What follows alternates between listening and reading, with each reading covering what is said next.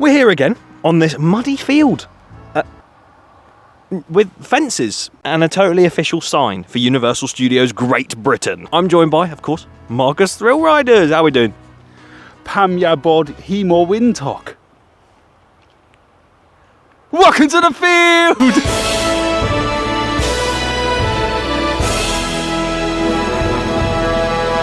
Marcus is giving everyone Welsh lessons. Welcome back to the field. You can see behind, we've actually got a different background this time. We thought, we'll spruce it up, you know?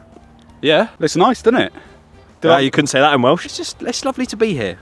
Back at the site for Universal Great Britain. Behind you, if you don't know already, I'll put some shots in. A lovely, broad, open field. What are you feeling? It's hot today, actually. It doesn't look it. It's deceiving. You know, it's a very, very windy day, but we've managed to position ourselves in a place that doesn't affect us too badly. And thank the Lord! I hope this makes for good use of your time. And if you do enjoy the field today and every other day we do this, subscribe to the channel so you don't miss any future episodes, and listen on Spotify whilst you're at it. These episodes come out early on Spotify, so... Alright. There's literally so much stuff happening on site that we might get run over. There are, other than the 50 camera crew, there's so many people. I'd say there's 8,000. Yeah, 8,050. All working on this project. Although, in fact, let me quickly preface, there was some surveying on site, and that was last time we discussed that, you know? There was actual surveying over at the brickworks. But since, there's been some on the field. Right here.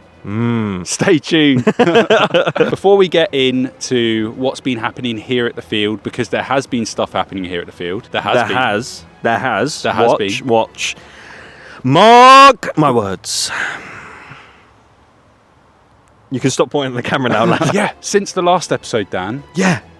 Since the last episode, Dan, Epic Universe has opened officially. I know it felt like it had already been open. I was going to say it felt like it had been open for months. But its opening day was surprising in various different ways.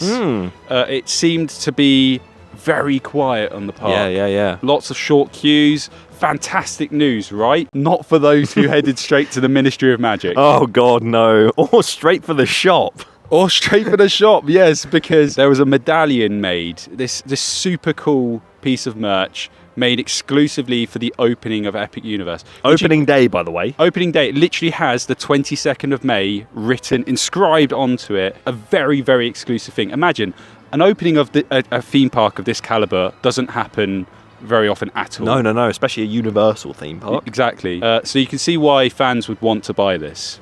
And in fact, there's videos of fans running into the park from the turnstiles as soon as it opened. And what were they met with? A bunch of staff saying they're completely gone. How does that even happen? All the opening day medallions were sold before the opening day. So, if you go to Universal Studios Great Britain's opening day, don't run to the shop for the medallion. Come to the annual pass previews, I guess. Yeah. And also, don't go to Harry Potter. Not that it's going to be in this park, which we'll talk about. But yeah, Ministry of Magic, what happened there? It seems to be a problematic ride. I'm no ride engineer. Hire me, please. It's having problems. And to be honest, there's so many people saying that it's actually one of the best dark rides in the world. Yep. And to get that status, it has to be pretty technically advanced. So, which is also, on opening day, its downfall. I don't really know much about the ride. I don't want too many spoilers before we go.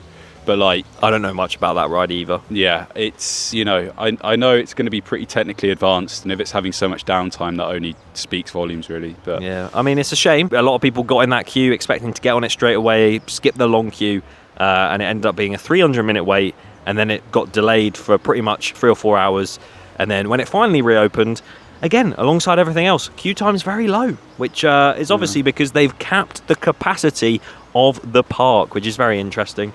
That obviously means there's a fly on my... The fly is gone. The amount of people in the park was a lot less than it can handle, so the queues are a lot less. They just wanted people to have a good experience, and again, linking back to this park right here, Universal Studios Great Britain, I really hope that happens. I like the idea of lowering the capacity of a new park just to sort of wheel it in a bit, because now the queues are a bit worse. Like they're about 3 hours for Mario Kart and stuff like that. But that's what's expected every day. Yeah, I think it's only as of like the past couple of days that they've clearly upped the capacity of the park, and which is good. Yeah, there's a lot more complaints coming through. Well, but that's to be expected, I guess. theme park, innit? Yeah. If you... There's a fly on your hand. The fly is now gone. Are you obsessed with flies? We got a fly foozy. I think the takeaway from this is that we can see what might happen when Universal Great Britain opens. No, I really hope that is the case, because I think they will do it. The demand is going to be very high to come to opening day of this brand new theme park. I don't remember the last time we've ever had a brand new theme park in this country that's been this big. So it's going to have some demand to it. And I can't wait for that. You going to be there? No. Transporting ourselves back to the field. We're here. We're going to talk more about Universal Studios Great Britain, because that's what we're here for. Just Universal news in general. We cover that here on the field too. What? Was that like a transition? Yeah, man. I flew from America. Oh, I did. So Dan, what's there to talk about here? Well, nothing. No. There is stuff happening on the field. And last week, actually, shortly after we filmed our episode, which we spoke about the fact that there's been surveying on the Brickwork site, which is basically them just looking at key visual points and taking measurements, blah, blah, blah, blah, blah. I am no visual surveyor. You didn't even know what the equipment was they were using. That equipment they were using over in the Brickwork site is still Universal's land, but not the theme park site. Well, they had been spotted shortly after in the field where we are right now, walking amongst all of the grass and the field.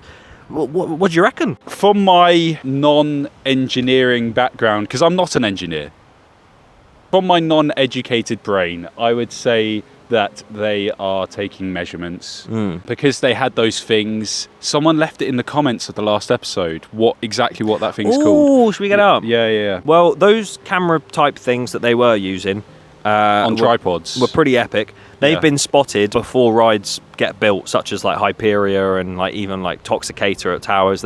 They've been spotted at every single site like that. So let's find out what it be.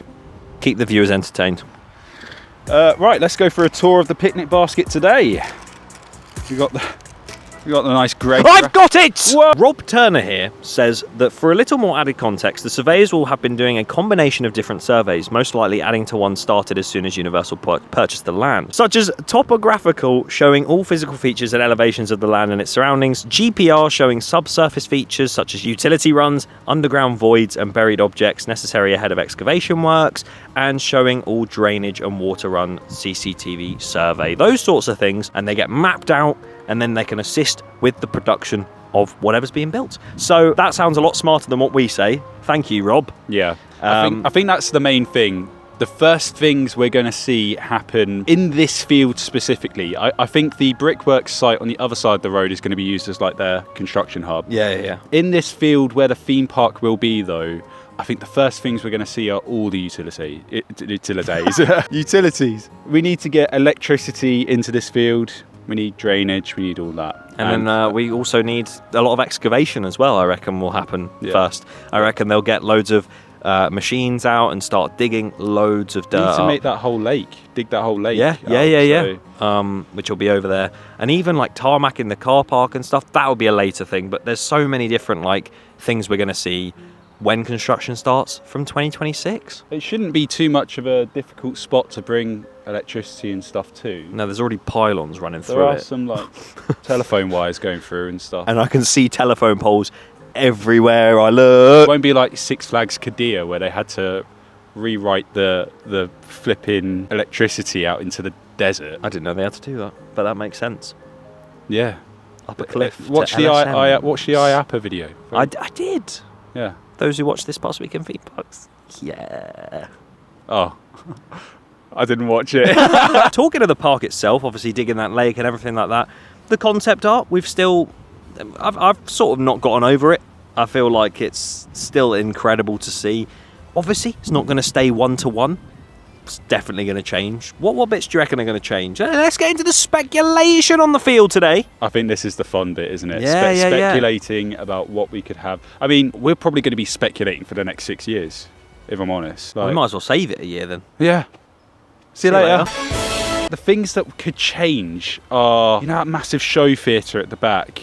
Yes, Waterworld. Yeah, I think that is more of like a suggested placeholder. Yep. I don't know if that's, actually going to come to reality or not. Mm-hmm. I think they might be shackled or tethered by certain aspects of putting that there. Because let's face it, theme parks can be a pain. I would be fine with most of that park changing as long as we don't lose the Back to the Future area and coaster and the Jurassic Park Dark Ride. Agreed. I think everywhere else, maybe Paddington as well. I like the idea of the Paddington bit. I like the idea of a British IP like Paddington coming into this Universal Park. So, yeah, I agree. Those three things I wish will stay. But Minions Land, the Shrek little bit, that's the bit I'm thinking will change. The Poison Apple. I think that's definitely going to change. It'll either be some sort of, maybe even, I don't think it will be a Universal Monsters thing, but it could be. You never know. Or Lord of the Rings that everyone keeps speculating. Something like that will just go in that back corner. They have so much expansion plots as well, which I see being used very, very regularly in the future. Every 2 years, I would say. As Chris Curtis told us, actually, if you want to watch that interview, we had an interview with the Milton Keynes North MP. Yes. Very interesting. And we got some info out of him, and it was very interesting. Top right. Which way's top right? That way? That way. That way.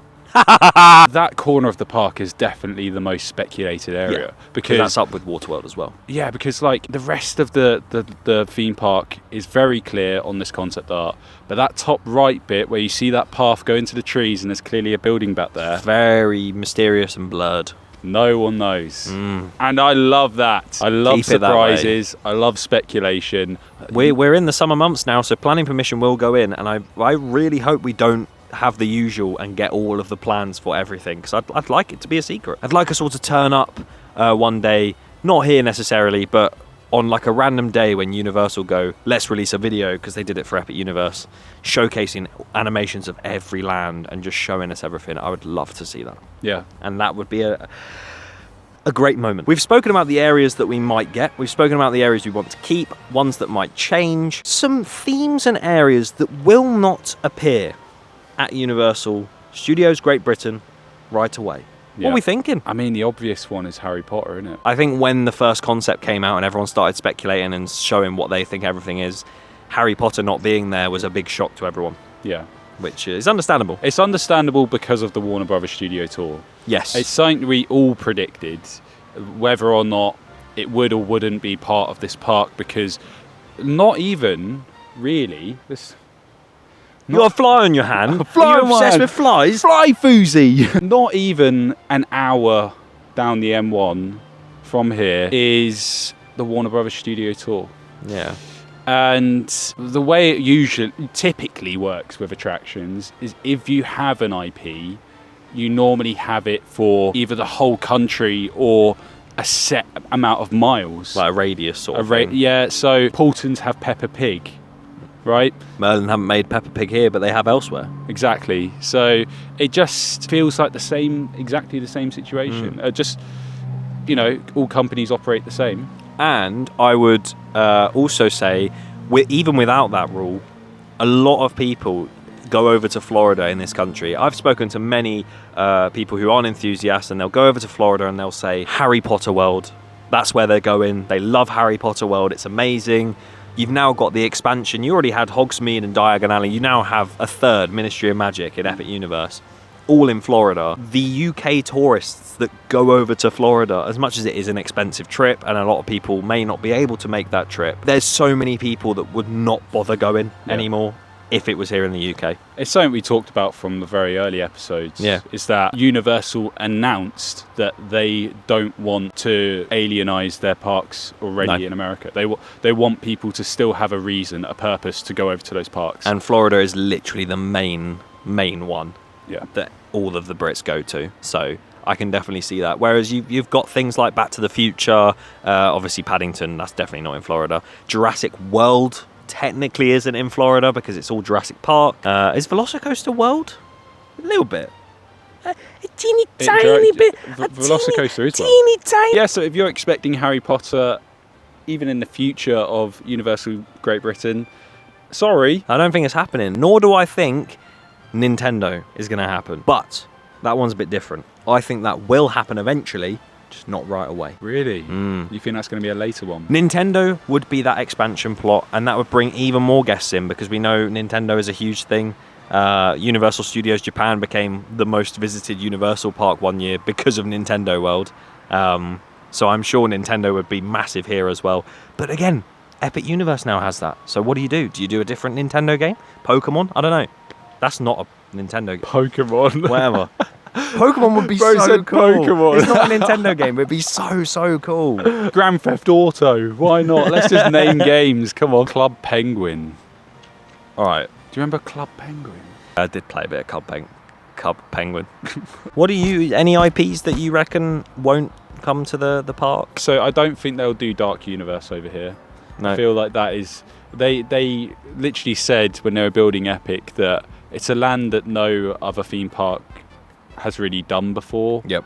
And by the way they were talking about it, they're making it sound as if it's quite an exclusive land to there. I also don't see Isla Burke coming over here. Yeah, there's a lot of want for How to Train Your Dragon over here, but I don't see that happening either. No. I actually think... I didn't realise before Epic how big How to Train Your Dragon even was. Yeah, it's huge. I didn't realise that personally. There's Anything one else? thing that's I don't know. guaranteed. You know, like the Marvel superheroes area in Islands Oh yeah, of that's Adventure. that can't happen. Disneyland UK. What? Well, I mean, Paris has Avengers Campus. Yeah. So it's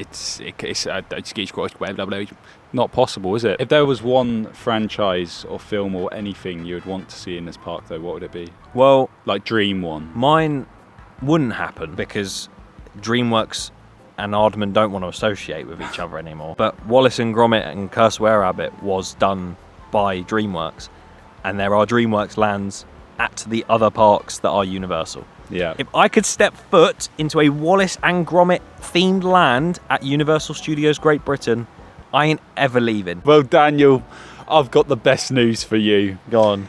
Blackpool Pleasure Beach have a hit dark ride. Did you say new? I said hit dark ride. Oh, I was going to say, if you said new, you're about 12 years behind, I buddy. just- What's your dream one? Come on, you asked me the question. You must have a decision, a choice. I honestly think the world would be a better place if it had the Lorax land. I was expecting so much more, but I am satisfied. I mean, naturally, I go to thinking about my favourite films. Yeah. Interstellar would be pretty cool. Oh, But then, can you imagine? yeah, like a proper space themed ride like that. But I mean, That would be amazing. plus, I mean, the soundtrack of Interstellar, Hans Zimmer. Oh my god. You can get Hans Zimmer soundtracks on roller coasters over at the Ride to Happiness, which we're actually riding next week. Soundtrack for Ride to Happiness at Plopsaland Japan is based on Tomorrowland Hymn, composed by Hans Zimmer. And like I've just said, we're going to be on that next week. I mean, we're going to ride a brand new roller coaster, Megalodon. Yeah, Oh yeah. no, Mechalodon. Mechalodon, which is a launched Gerstlauer family coaster, coaster, and apparently it's really, really good. Yeah. It looks So amazing. We could be seeing that pop up in other places. That would be like a really cool coaster, even if it was like a Minions ride. Can you imagine? So cool. Bob the Minion on the front. Ha, badam. Banana! But yeah, we're jetting off to them two parks, Wallaby Belgium and Plopsaland Japan at some point in the next couple of weeks. Mm-hmm. Very, very exciting. There will be more field episodes coming your way very soon. Yes. You can watch here on YouTube or listen on Spotify. I know we made it look like in the end of last episode that was the finale, the end of all episodes. Everyone loved the outro though. It's a banger of a The song. song. that. Oh, absolute banger. What an absolute bop. But you may have thought that last episode was the final one of the field. This is the last one. Any final words? Should we go get a pint? Yeah. Subscribe.